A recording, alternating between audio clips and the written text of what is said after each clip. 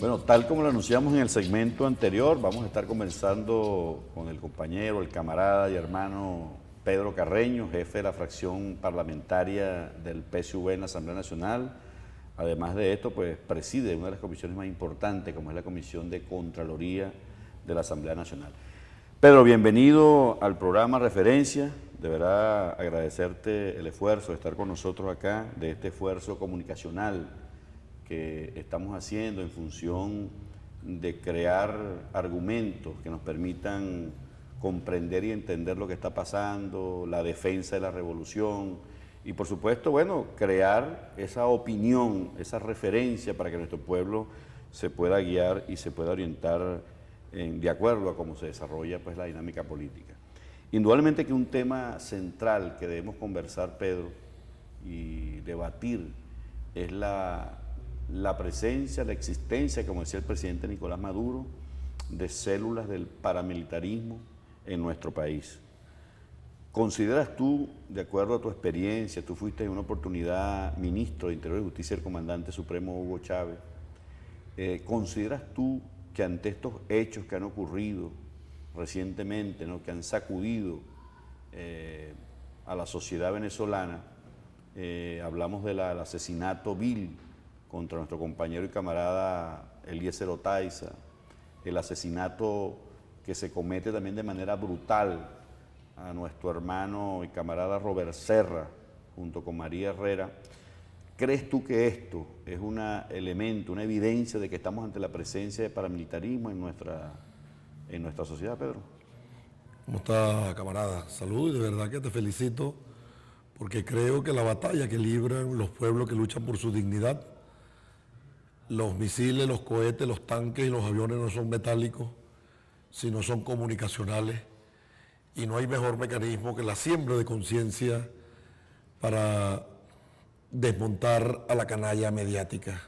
Y ese debe ser el espíritu, propósito y razón de estos programas combativos.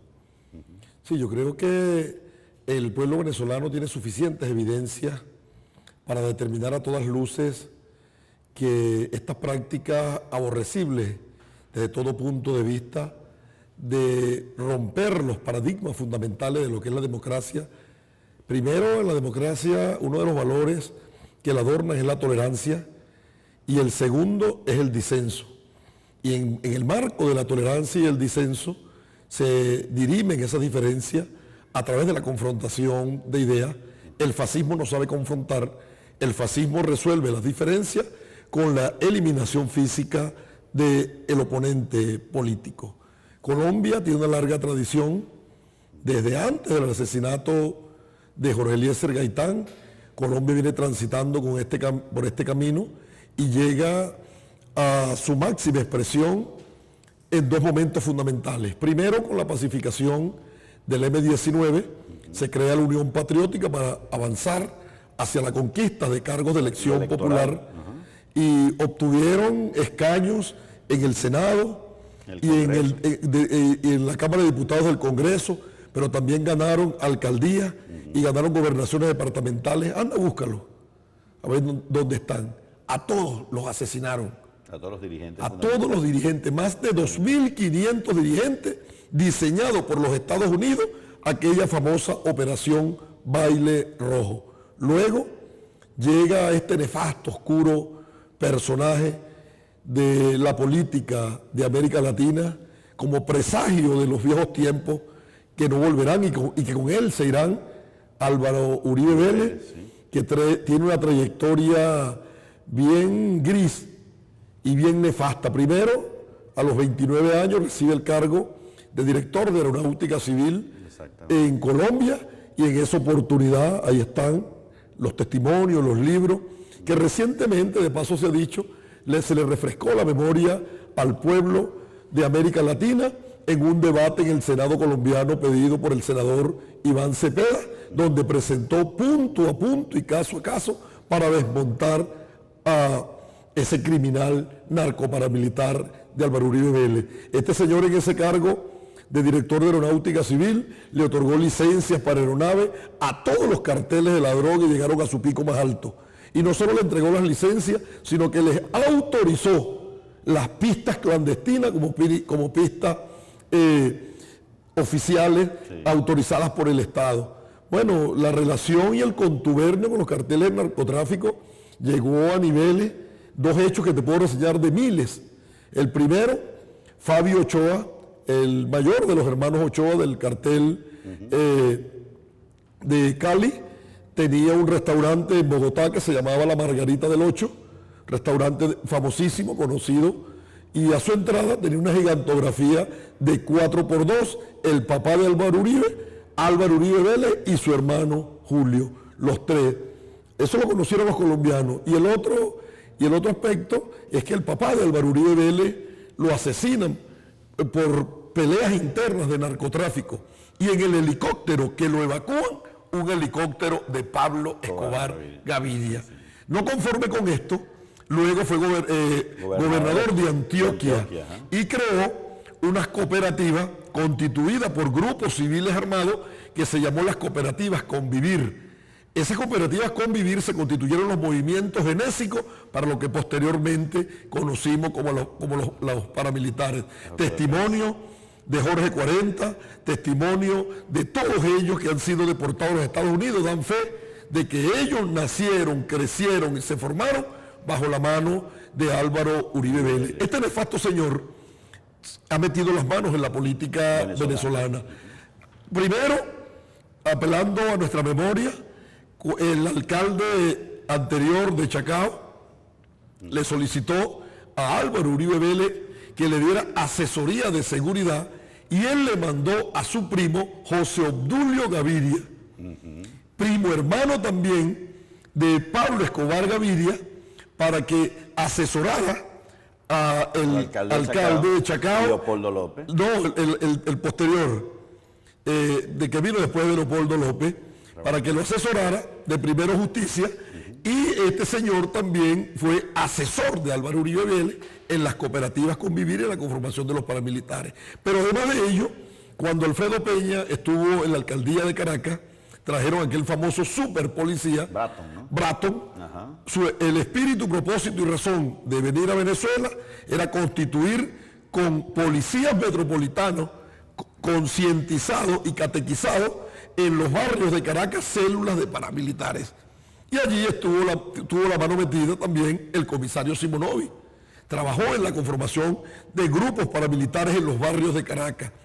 Y posteriormente, ahora, en el mes de julio del año pasado, se reunieron en Cúcuta con el Centro Primero Colombia y el Centro para la Democracia, Álvaro Uribe Vélez, el secretario general de la MUD, el secretario general de Primero Justicia, Julio Borges, la señora María Malinche, es decir, María Machado, y otros dirigentes de oposición, y allí se diseñó un plan que se llamó Estrategia Venezuela, donde estaba establecido sembrar de pánico, de horror, de zozobra y desasosiego con acciones violentas al pueblo venezolano.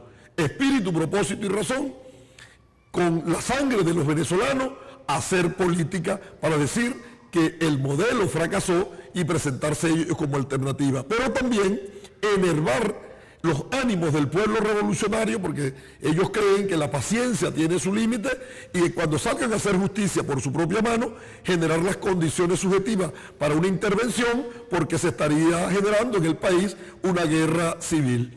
El paramilitarismo está presente en Venezuela de la mano de este nefasto señor. ¿Han penetrado la Asamblea Nacional, Pedro? ¿Tú crees que algunos dirigentes de la extrema derecha están conectados directamente con el paramilitarismo? Cuando se dio la detención del narcotraficante árabe valenciano Walid Maclé, 3 diputados a motus propio se pagaron los pasajes y se fueron a la cárcel de Cómbita en Colombia a entrevistarse con él. Julio Montoya, Miguel Ángel Rodríguez y un diputado del Táchira. Se fueron a reunirse. ¿Qué tenían que hablar con este señor? No lo sabemos. Luego, cuando el presidente Chávez solicita la deportación y llega a Venezuela, piden que se conforme una comisión y dan otra vez los 3 nombres para ir a hablar con Maclé. Con Maclé. Y no tenemos la menor duda de que Maclé financió a la oposición y esos parlamentarios son narcoparlamentarios y representan los intereses oscuros del narcotráfico. Pero también tenemos parlamentarios del Estado Táchira, de El Ala, de César Pérez Viva, que tienen un contubernio y una relación incestuosa con el paramilitarismo colombiano para sembrar violencia. No es una coincidencia. Son los mismos que hemos denunciado, Pedro, en la Asamblea. Los mismos. Abelardo Díaz es el cabecilla de ellos. No es coincidencia que los actos de violencia en Venezuela empezaron por el Estado Táchira.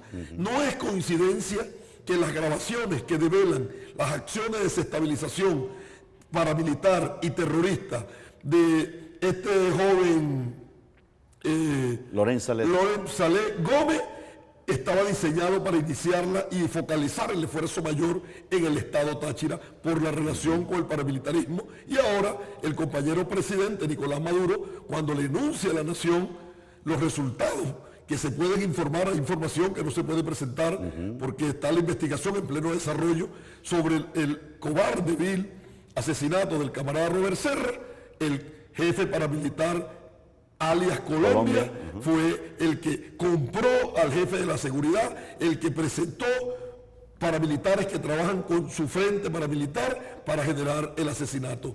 Está en evidencia, convictos, confesos, y ahí están las pruebas de la presencia del paramilitarismo en Venezuela. Muy bien, Pedro, vamos a un corte y en la próxima parte de esta interesante entrevista y conversación con el camarada Pedro Carreño, vamos a seguirnos profundizando en este tema tan interesante para el país. Vamos entonces a un corte y ya regresamos con la siguiente parte de esta importante entrevista en su programa Referencias.